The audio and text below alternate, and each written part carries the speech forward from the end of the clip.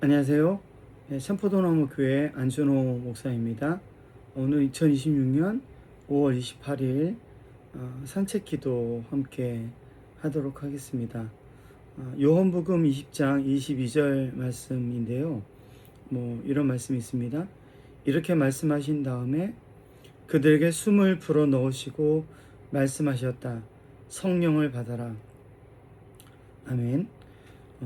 안녕하세요. 오늘도 산책을 하면서 말씀을 묵상해 보려고 합니다.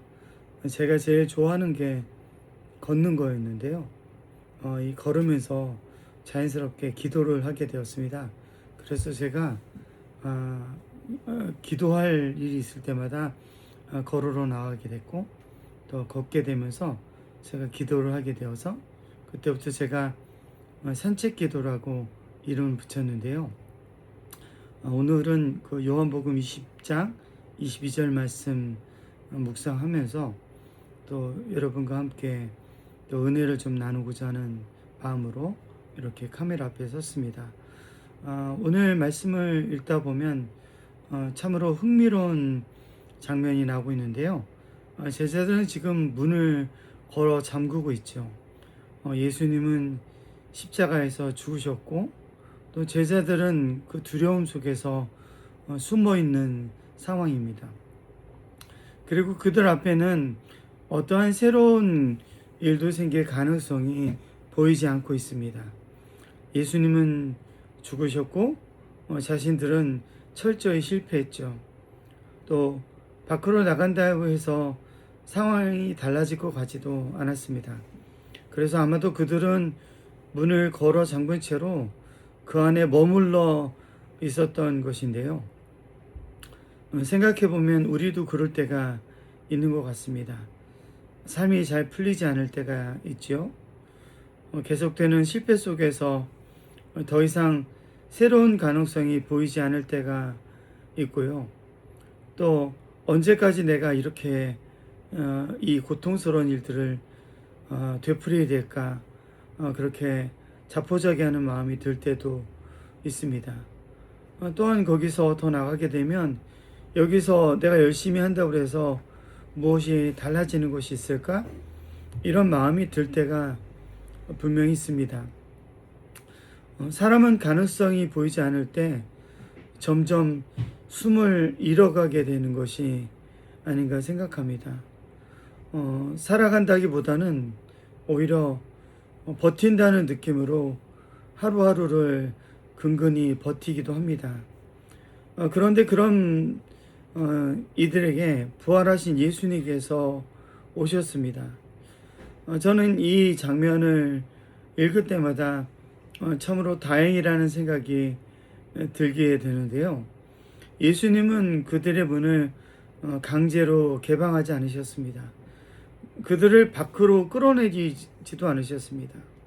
그들에게 왜 숨어 있느냐, 정신 차려라, 이렇게 말씀하지도 않으셨다는 거죠. 오히려 그들 가운데 서서 그들에게 평화를 말씀하셨고, 이어서 숨을 불어넣으셨습니다. 저는 이것이 성령님이 일하시는 방식 같다는 생각이 듭니다. 우리는 흔히 생각하게 되면 성령을 엄청난 능력이나 큰 변화를 일으키는 분이라고 생각을 합니다. 그래서 뭔가 성령 충만에 대해서 얘기하게 되면 자꾸 사람들의 목소리가 바뀌게 되고, 또 목소리 톤이 바뀌게 되고, 또한 교회에서 찬양을 할 때에도 그런 비트나 어떤 그런 소리들이 좀 커지고 좀 과장되기도 하고 그렇습니다. 그런데 여러분, 오늘 본문을 보게 되면 성령님은 아주 조용하게 일하시고 계신 것을 우리가 볼 수가 있죠. 마치 숨 쉬듯이 성령님께서 일하고 계십니다. 그래서 오늘 저는 이 제목을 성령님처럼 숨 쉬듯이, 성령님이 숨 쉬듯이, 이렇게 생각하고 있는데요. 여러분, 숨은 평소에는 잘 느껴지지 않습니다. 사람은 자기가 숨을 쉬고 있다는 것을 인식하면서 살아가는 사람은 없죠. 그렇지만 숨이 막히기 시작하면 그제야 이 숨이 얼마나 소중한지를 알게 됩니다. 저는 성령님도 저는 그런 분이라고 생각합니다. 우리 안에 조용히 다가오시고 우리 삶에 조용히 찾아오시고 우리 삶에 마치 이 스펀지에 물이 스며드듯이 그렇게 스며드시고, 그래서 우리의 무너진 마음을 다시 살아나게 하시고 다시 살아보고 싶은 마음을 일으키시는 분이 저는 성령님이라고 믿습니다. 여러분, 생각해보면 창세기를 보게 되면 하나님은 흙으로 사람을 빚으신 뒤에 그 안에 생기를 불어넣어서 이 사람을 창조하셨죠. 그리고 그 생기를 불어넣은 것이 숨이 들어가자 그 흙이 사람이 되었다, 이렇게 말하고 있죠.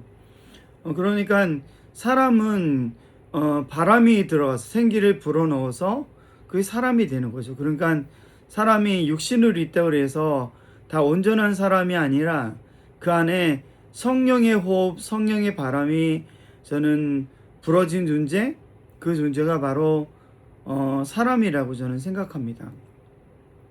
여러분, 그렇게 숨이 들어가자 사람이 다시 살아나게 됐죠. 오늘 예수님도 두려움 속에 갇혀있는 공동체에게 다시 숨을 불어 넣으십니다. 그리고 이 공동체가 살아나게 되죠. 여러분, 흥미로운 것은요, 그렇다고 해서 이 제자들의 상황이 바뀐 것은 하나도 없다는 것입니다. 여전히 그들의 삶에 이 위험은 남아있고요, 이 밖에서는 이 두려움이 있습니다. 계속해서 그들을 어렵게 하는 상황들이 바뀐 것이 하나도 없습니다. 상황이 바뀐 게 아니에요. 하지만 여러분, 바뀐 것이 있는데요, 제자들이 바뀌게 되었습니다. 왜 그럴까요? 성령께서 그들 안에 다시 숨을 불어넣으셨기 때문에 그렇습니다. 생각해보면 성령님의 역사는 이런 것인지도 모르겠습니다. 문제를 단번에 없애는 것이 아니라 먼저 사람을 살려내는 겁니다. 상황보다 먼저 마음을 만지는 것, 저는 그것이 성령님께서 하시는 방식이라고 생각합니다. 여러분, 사람들은요, 사람이라면, 물론 여기서 사람이라면 이란 전제가 붙어야 되긴 하는데, 누구나 다 자기가 잘못한 것을 압니다. 그런데 이제 부모님들과 이제 사람들이 제일 많이 하는 방식이, 자꾸 혼내잖아요. 이제 혼내서 그게 바뀌면 계속 혼내면 됩니다. 혼내는 강도를 더 높이면 되겠죠. 그런데 그럴 수가 없어요. 그래서 옛날 부모님들은 아이들을 심하게 구타하고도 그렇게도 했는데, 저는 제 아들을 단 한 번도 이렇게 때린 적이 없거든요. 왜냐면 그렇게 한다고 바뀌는 것이 아니라는 걸 저는 성경을 통해서 배웠기 때문에, 물론 성경 안에서 아이를 귀하게 생각하면 뭐 회초리를 들어라 이런 말씀이 있는 것도 아는데, 그거는 2000년 전에 어떤 그런 상황 속에서 나온 말씀이고, 지금은 저는 다르게 해석해야 된다고 생각을 합니다. 저는 중요하게 생각하는 거는 그 사람을 바꾸지 말자는 것이 아닙니다. 그 상황을 바꾸지 말자는 게 아니에요. 중요한 건 이걸 바꿀 수 있는 힘은 우리한테 있지 않고 성령님에게 있다는 겁니다. 그래서 성령님이 먼저 우리 안에 오셔서 우리 안에 생기를 넘치게 하셔야지만 우리가 바꿀 수 있다고 저는 생각합니다. 여러분, 성령께서 그들 안에 숨을 불어넣으셨을 때 그들의 삶이 변화가 시작했죠. 어쩌면 여러분, 성령님의 역사는 이런 것인지도 모르겠습니다. 문제를 단번에 없애는 것이 아니라 사람을 신압으로 조금씩 변화시키는 거죠. 상황보다 먼저 그의 상처받은 마음을 만지시는 거고요, 굳어있는 마음을 풀어주시는 것이고, 또한 닫혀있던 시선을 열어주는 겁니다. 그리고 이른바 그에게 다시 살아보고 싶은 마음이 생기도록 하는 거죠. 여러분, 그래서 예수님께서 문둥병자를 어루만져 주셨을 때 그 문둥병자가 나으심을 얻었고요. 또한 혈루증으로 고통받는 그런 딸에게, 그 여인에게 딸아라고 불러주셨을 때 그녀의 마음이 다 녹아든 것이 아닐까요?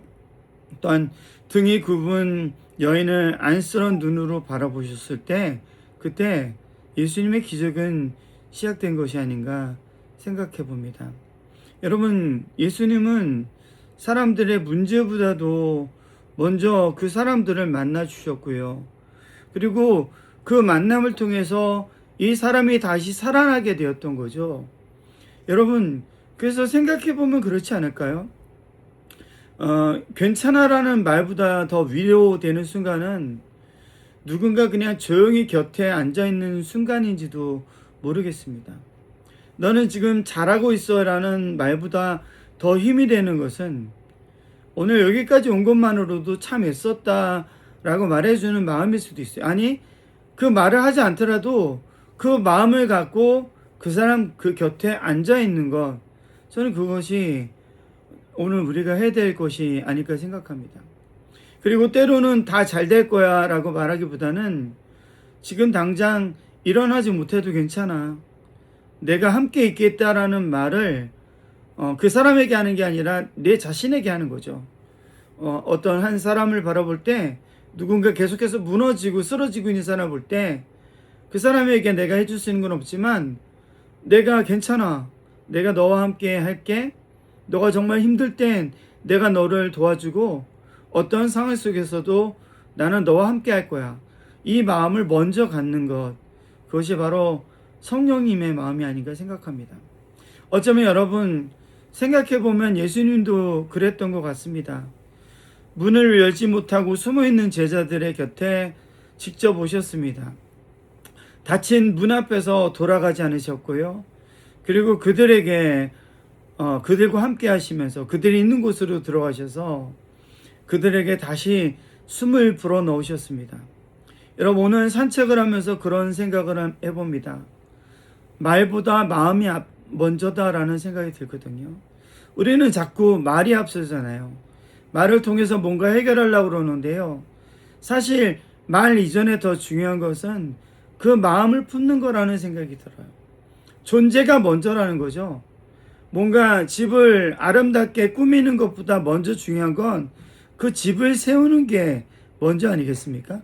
그러니까 먼저 일어나야 될 것은 우리가 그 마음, 그 본질을 회복하는 것, 저는 그것이 바로 성령님이라고 생각합니다.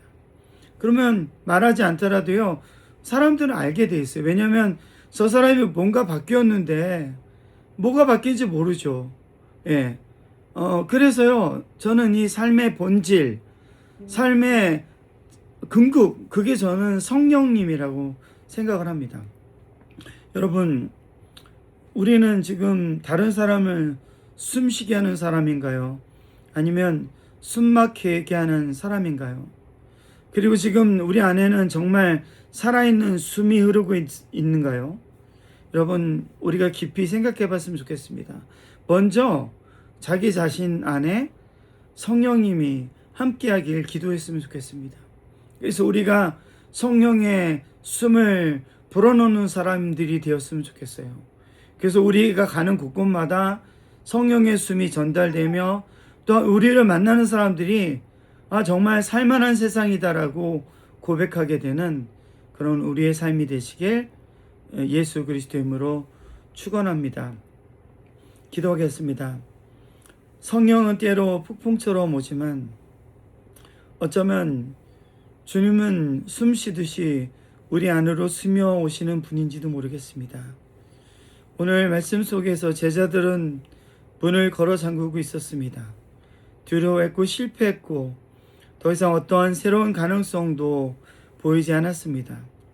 그러나 부활하신 주님께서 오셔서 그들에게 숨을 불어넣으셨을 때 그들의 삶이 바뀌게 되었습니다.